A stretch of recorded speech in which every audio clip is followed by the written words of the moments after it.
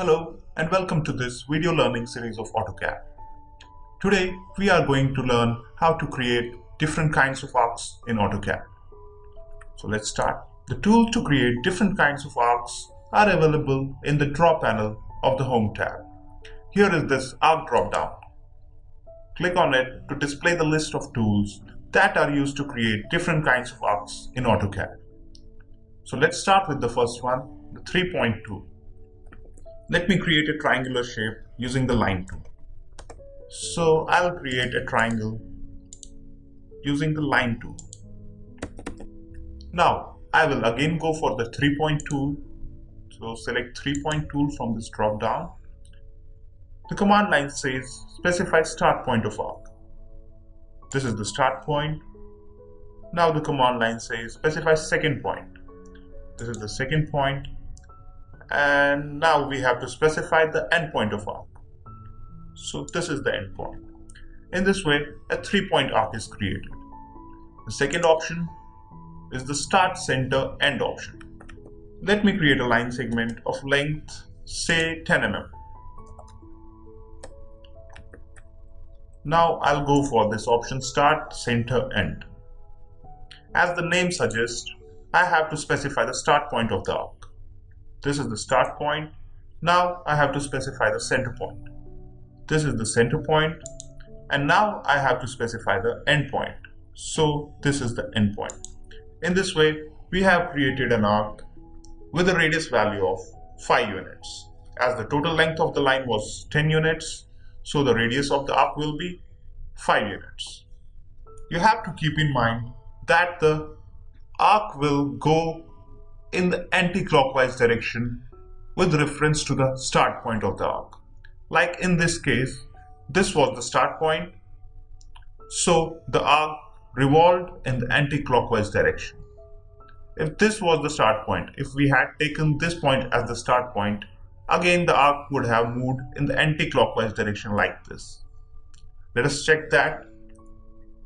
I'll again go for the start, center, end tool. So this time I will specify this point as the start point.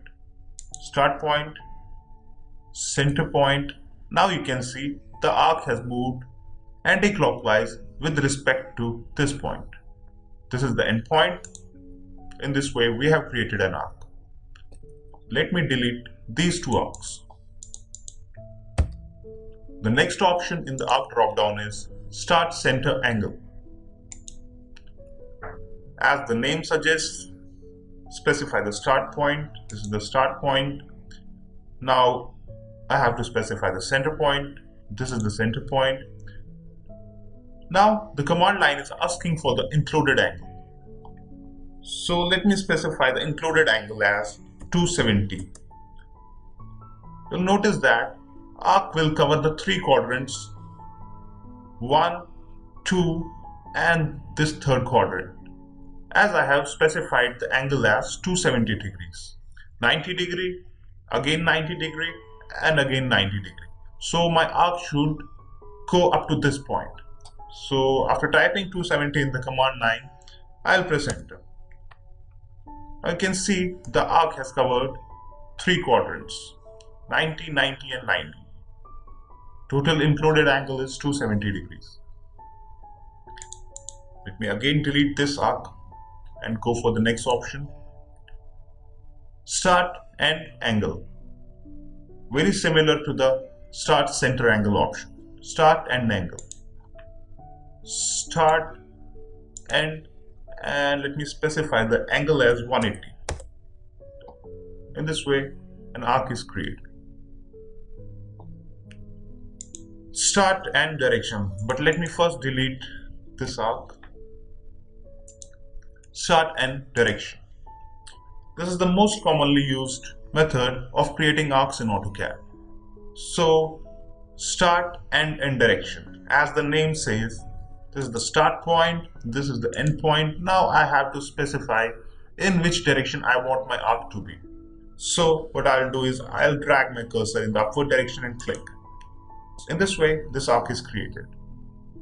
Suppose I wanted this arc in the downward direction. What I would have done is specify the start point, end point.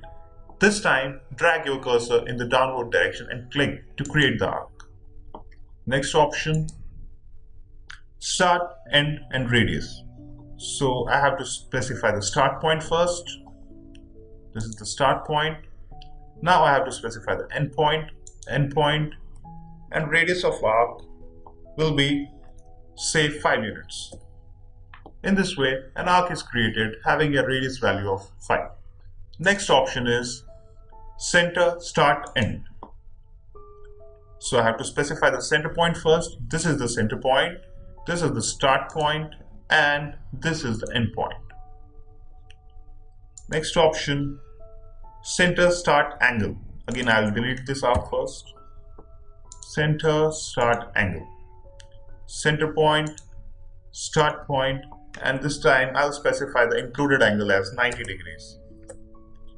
Next option is continue. So as soon as I press the continue option from this drop down, an arc gets attached to the previous point where we left. This was the previous point of the arc we had drawn. You can see an arc has attached to this point. Now you can draw the arc by clicking anywhere in the drawing area, like this.